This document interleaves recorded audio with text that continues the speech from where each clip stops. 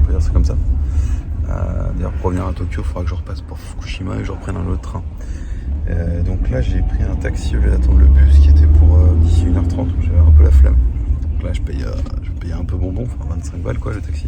C'est pas le choix. C'était un des objectifs aussi du Japon, peut-être mes top 3, vraiment c'est un truc que je voulais vraiment faire où aller. Donc voilà, là on est parti, le truc ouvre à 9h, donc d'ici 18 minutes, 20 minutes on y est, on va arriver pour l'ouverture. J'ai gardé avec mon sac, la valise je l'ai gardée en mettant 700 yens dans un bagage à la gare. Ça, je pense que c'était la meilleure option à faire du coup. Mais bon, on tente le taxi. La porte effectivement s'ouvre toute seule. C'est lui qui l'active, c'est pas à toi d'activer la porte et puis voilà quoi. Open bar.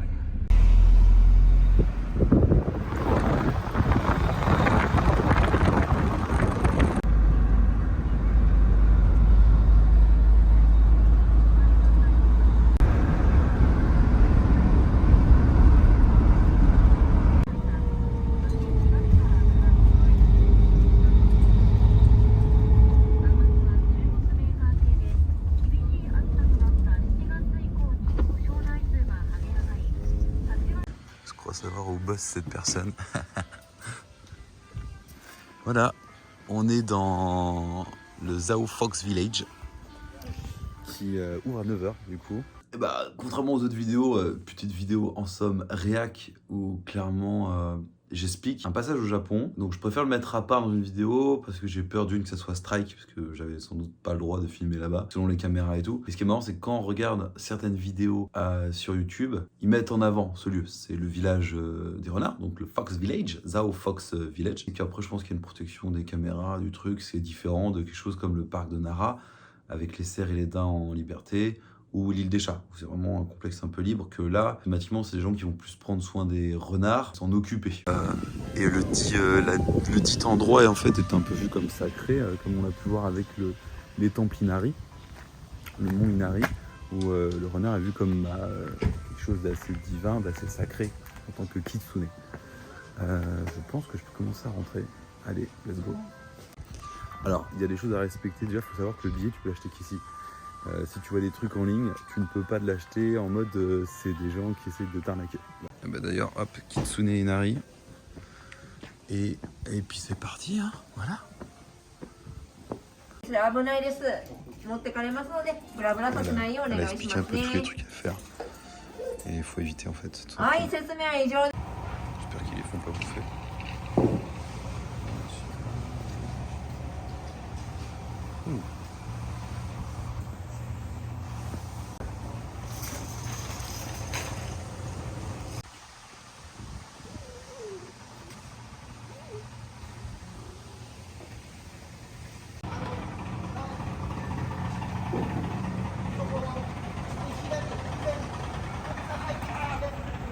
Lui.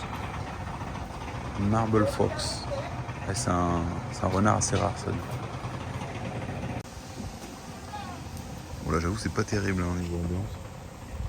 Différentes sortes de renards, il y a des noirs, il y a des gris, il y a des blancs, il y a tout à fait mignon et tout. Au Japon sur YouTube, il y a des vidéos de gens qui mettent ça en avant, limite ça fait un peu publicité de consomme, c'est attirant parce que moi c'est un des trucs que je voulais vraiment voir aussi là-bas, je suis assez fan de cet animal, même par rapport à ce qu'il représente dans la culture nippone. Donc voilà, je suis grave content d'être là de fou.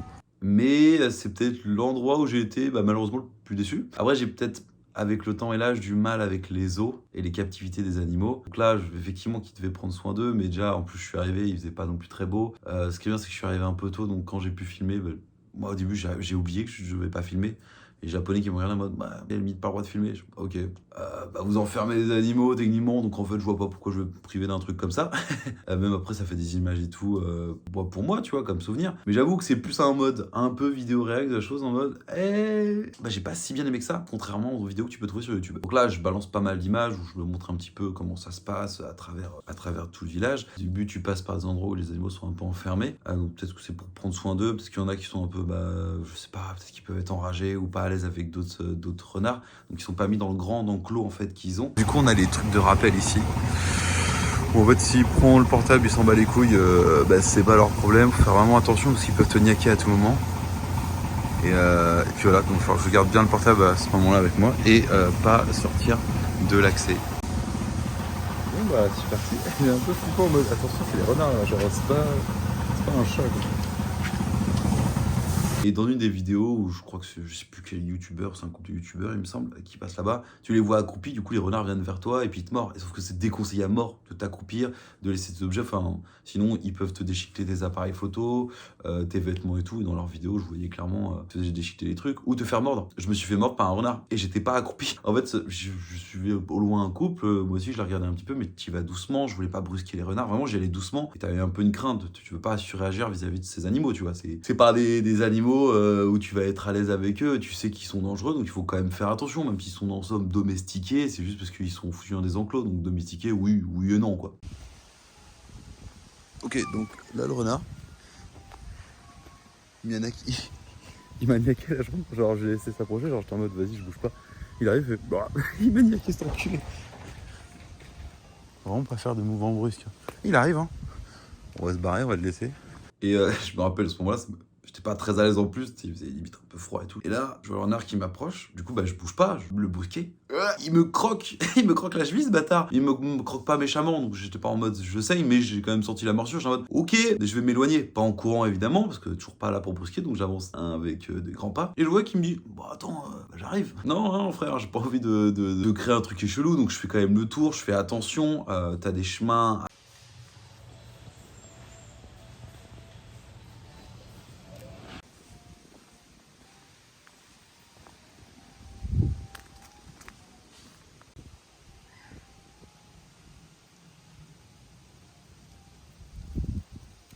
Il est en train d'enculer le câble.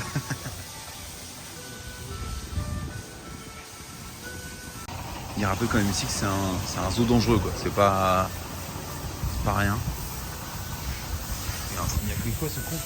Et alors après, je suis peut-être vieux jeu, mais c'est que moi, je suis moins fan, je pense, davantage de ça avec le zoo. Alors après, c'est bien quand t'es petit, quand les parents veulent montrer ça à des gosses. Les animaux, tout ça, le zoo, je pense que ça peut être pratique aussi. De montrer un truc en mode, voilà, à quoi ça ressemble les animaux.